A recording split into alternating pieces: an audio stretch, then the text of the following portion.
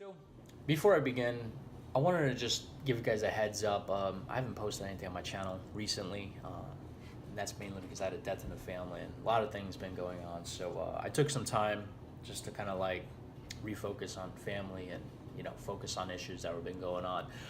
But I'm back, and I wanted to kind of like just dive into certain things. The first thing I wanted to dive in is the development diaries from Imperator Rome, because it's Imperator Rome. It's going to be an awesome game, and we're going to just dive into it and talk about it and find out all the hidden secrets that are going to come out in this game. Starting with development diary number 2, Johan's, who's kind of like the head honcho at Paradox, and he goes into, "Hello everyone, and welcome to the second development diary for Imperator. This time we're talking about the map. This is arguably the biggest and most detailed map we have ever made for a game. More is not always better though, as of which the original release of Hearts Iron 3 is a great example. We have taken good care into making a game where you can have interesting situations both while playing a small state and while playing a vast empire." That's awesome. In various games before, we've worked with organized embassies on the map in various ways, with states being groups of provinces tracing back to Vicky 1. In Imperator, we've been designing the game from the ground up with having 2 layers of interaction. The smallest part of the map is what we call a city, which corresponds to about a province in previous games. A city holds a city or village or metropolis. A bunch of pops produces a trade goods and may have a few buildings. A province is a group of cities all belonging to the same country. A province is usually about 10 to 12 cities, and this is the entity you interact with to control trade and assign governors to. So I think this is pretty awesome because this is very different from the way they've kind of done this. Mainly because, when you played Vicky, Hearts of Iron, EU4, a city was inside of a province. You couldn't interact with the city. So like you had a good examples like East Hartford, in the Americas, and that was part of Connecticut, like the city was part of the province, the province was the city, and the city was the province. They're doing something different here. They're making cities, individual cities in provinces, so you can have a lot of cities in a province, which is going to be pretty awesome. I think that's going to be pretty awesome. Let us quickly compare how Sicily has been depicted in our previous games, and this is where we'll take a look today. EU2 has 2 provinces. Crusader Kings 2 has 5 provinces. EU4 had 3, and Hearts of Iron 4 had 9 provinces. That's a lot. In Imperator, Sicily has 23 cities and 4 impassable mountain range areas. That's going to be a lot of cities. Wow, that's a lot.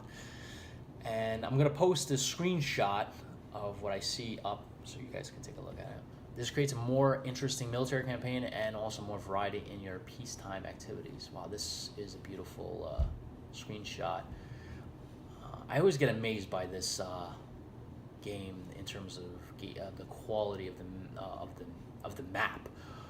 It's kind of like it's so detailed. It's kind of like almost Rome Total War, where you have like it's absolutely gorgeous in terms of that kind of detail that game has been known for. Anyway, of course, as you would expect from a game with Rome in its title, we have the entirety of Mare Nostrum covered, but there's far more of the world in the game than just that area. And with those words, I'll hand over to the keys to Ario and Trin, our research team. So it looks like they're gonna talk about the research aspect of it here, and there's a lot of it here. One of the major reasons behind our choice of the start date, aside from being a particularly interesting period in Roman history, is the state of the successor kingdoms in the East. We'll go into depth about those in another development diary. However, it is worth noting that many of our decisions to include certain territories were down to the relevance in the Hellenistic world and as being fascinating in their own right. Britain made up a sizable portion of historical Roman conquests and played an important role in the tin trade throughout the Bronze Age into the Iron Age. Data on pre-Roman Britain is scarce. Automatically, when I think of Britain, Rome, I'm thinking of King Arthur, Artorias. Yeah. If you didn't see the movie, go see it. It's a pretty awesome movie. I think it's on Netflix. Particularly for the period preceding 150 BC, and some liberties have been taken regarding the exploration of the tribal territory as known to Caesar. I found something interesting. I'm taking history of Western civilization. I found out Caesar didn't reign long. I think it was like 3 to 4 years. Correct me in the comments if I'm wrong, but from the test or the stuff that I was reading, I think it was like 3-4 years, which is not long. Anyway, the inclusion of southern Scandinavia, despite it being the epitome of all modern civilization, and then they say, enough of that now, editor, was a calculated decision. Our state date of 304 BC places us during the migration, not to be confused with the migration period, which has occurred of the 4th century AD, of the original Germanic tribes from modern-day Scandinavia into northern and central Germany. The displacement of the native inhabitants, about whom is very little known, and latterly some of the Celtic tribes, Celtic, occurred over the course of the next several hundred years. As of Britain, very little concrete data exists on the exact nature of the locations and names of tribal groups grouping toward the beginning of this period. The recorded history of the Ethiopian region extends far back than our timeline. However, none of the contemporary sources we were able to discover were particularly detailed regarding location data or political situation. Even now, structures built by the Dimt kingdom around 170 BC, 700 BC, excuse me, there's a bloody fruit flies, and I've been trying to kill them all the daggone time. They just keep flying all around. I'm like, wish I can like exterminate them, but if you have any good suggestions, I've tried everything. Anyway, back into this thing.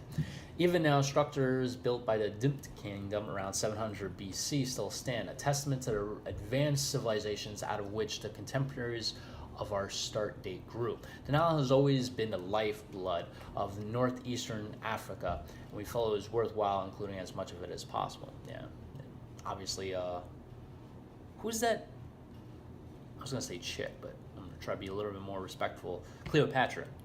Obviously, her and Mark Antony had a little bit of an exploit there going on. Anyway, the inclusion of the Indian subcontinent is something we consider as vitally necessary to complete the world that was relevant to Hellenistic era. Yeah, that was big. A state of conflict that has already existed for some time between the recently established Mauryan Empire and Slictus Nictor. I'm gonna murder that name, but whatever. Self-proclaimed king.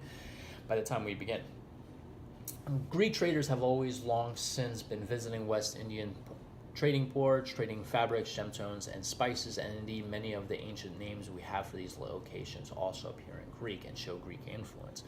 Last of all, since we have one start date, since we only have one start date. Okay, that's interesting. Last of all, since we only have one start date, I'm assuming they're going to have numerous scenario start dates. I'm assuming this is just like the actual start date of the game, and they're going to build scenarios. I just thought for a second there was only going to be one. Anyway, we have wanted to include as many interesting things as possible in it. This means that we have also tried to identify interesting states that can reasonably start as subjects of others rather than directly owned by governors, both to better cover the political realities of far-off regions like northern Anatolia or Judea, and to allow the player the choice of taking over the reins of many unique political polities in these regions. I'm massacring that name, I know. Over the course of development, we have used a great number of sources, texts, and maps in order to craft what we believe is an immersive living world, which is as close to history as is possible. One invaluable reference for our Roman areas, which deserves special mention, is the digital atlas of the Roman Empire, compiled at Lund University using data from the Pelagios project. Additional sources include, but not are limited to, Schwartz, historical, and so on and so on. It should be noted that while some of these great resources we have sometimes had to take liberties to create full a map as possible. As such, any errors are likely to be ours, and reference materials we have used should not be faulted. That's what expansion packs and patches are for. Anyway, so that's development diary number 2. I think I'm just gonna do this as its own video, and I'm gonna put out development diary 3 as its own video. So my take on this, I think this is gonna be awesome. The historical aspect here, Yeah, I mean, there's nothing that is gonna really go into the game here. It's just they're describing why they included certain parts. Honestly, I remember when they announced the game and it looked like it spread to like the outskirts of China. That they were gonna might have a start date for like Alexander and such, but it looks like they included that for other different reasons here.